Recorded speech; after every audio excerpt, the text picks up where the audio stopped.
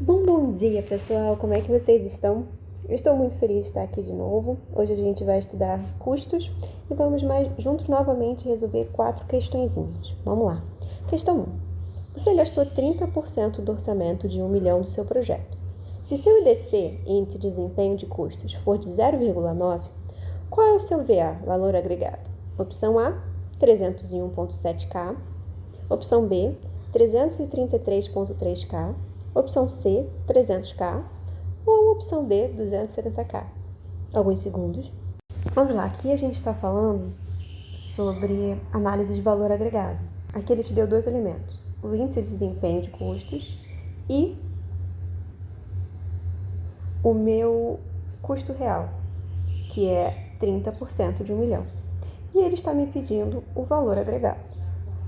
Qual é a fórmula do IDC? IDC é igual a VA sobre CR, onde IDC é igual a 0,9, o meu VA eu quero descobrir, e o meu CR é 30% de 1 milhão, sendo assim, 300K. Perfeito. Vamos colocar esses valores então aqui na fórmula. Eu vou querer VA, então a fórmula vai se modificar para VA é igual a IDC vezes CR. VA é igual a 0,9 vezes 300K, o que vai me dar 270K. Sendo assim, a resposta correta é a letra D. Perfeito? Esse foi até fácil, né? Vamos lá, questão 2. Questão 2. Você está gerenciando um projeto de 4 anos em sua companhia e o fluxo de caixa esperado está de acordo com a tabela a seguir. Qual é o período de retorno do investimento para esse projeto? Opção A, 3 anos. Opção B, 4 anos. Opção C, 2 anos. Opção D, 1 ano. Alguns segundinhos para vocês analisarem e responderem. E vamos lá, ele quer saber qual é o período de retorno do investimento. No período de retorno de investimento, ele quer saber quando eu começo a ter lucro. Quando eu zero o meu valor de investimento, consigo pagar todo o investimento inicial que eu fiz e todos os custos iniciais e começo então a ter lucro com o meu projeto. É basicamente assim. Como é que você faz esse cálculo? Todas as suas entradas são positivas, enquanto todas as suas saídas são negativas. No início do projeto, você investiu 300. Então, você tem 300 negativo no final do primeiro ano. Ok. Já no segundo ano, você recebeu 200. Você teve uma entrada de 250. Então, você ficou negativo apenas 50. Porém, saiu 80. Então, no final do ano, você ficou com menos 130. E aí, no terceiro ano, entrou 300. Como você estava com negativo 130 e você recebeu 300, então você vai ficar positivo 170. Aqui já ficou bom. E quando você, então, tem uma saída de 100, o seu resultado do final do ano ficou 70 positivo. Então, o primeiro ano em que você começa a ter lucro, você tem todo o seu retorno do investimento mais um pouco do lucro, é no terceiro ano. Sendo assim, a resposta correta é a opção A. Perfeito? Próximo. Questão 3. Jonas está executando o processo de controlar os custos. Qual das seguintes ferramentas podem ser usadas por ela? Opção A, análise de valor agregado. Opção B, análise de reservas. Opção C, índice de desempenho para término. Opção D, todas as respostas acima. Alguns segundos.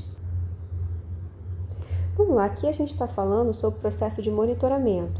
Porque eu estou com monitoramento controle, porque eu estou controlando os custos aqui. E para eu controlar os custos, quais são as ferramentas que eu uso? A opção A fala análise de valor agregado. E sim, a análise de valor agregado são até o cálculo que a gente fez, nas outras questões. Sendo assim, sim, é uma resposta correta. Análise de reservas. A opção B fala sobre análise de reservas. E sim, também é correto. Por quê? Você tem sempre que fazer o acompanhamento se as reservas que você estipulou para o seu projeto e para as suas atividades em geral, elas estão ainda coerentes, se elas ainda são válidas. Por exemplo, atividades que você elaborou tantos por cento de reserva. E essa atividade já acabou e não precisou usar reserva. Então, o que você faz com essa reserva? Ela não precisa mais existir, porque ela não foi necessária. Então, eu tenho um procedimento do que fazer com essa reserva. Então, essa análise ela tem que ser constante ao longo do projeto. E sim, faz parte do processo de controlar os custos. A opção C fala índice de desempenho para término.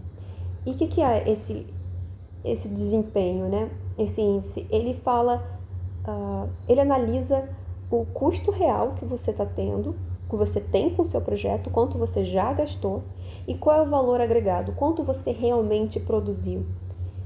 E até o final, o quanto você está planejando, qual é a expectativa de produção e expectativa de gasto, né? Qual é essa relação?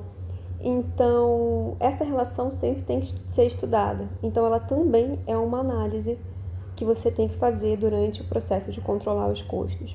Dessa forma, a opção correta é a D. Todas as respostas acima. Perfeito? Questão 4.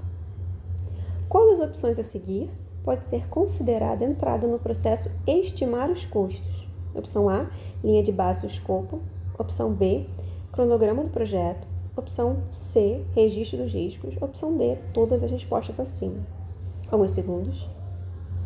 E vamos lá. Aqui a gente está falando sobre o processo estimar os custos. Ok, ainda está na fase de planejamento. E ele quer saber o que das opções dadas pode ser uma entrada. E vamos lá. Opção A, que ele fala, é linha de base do escopo. A linha de base do escopo vai te dizer exatamente o que você vai fazer. O que vai estruturar, então, como você vai fazer a estimativa dos custos. Principalmente, você faz pela atividade. Então, você precisa da linha base do escopo, sim, porque tem a EP, que vai ser a base da estimativa dos custos. Então, sim. O cronograma do projeto. O cronograma do projeto, ele vai definir os seus gastos ao longo do tempo. Então, sim, ele também é necessário para você estimar os custos. E a opção C fala sobre registro dos riscos. E ela também é uma opção. Porque quando você registra os seus riscos, você define exatamente o que você pode acabar gastando por uma eventualidade.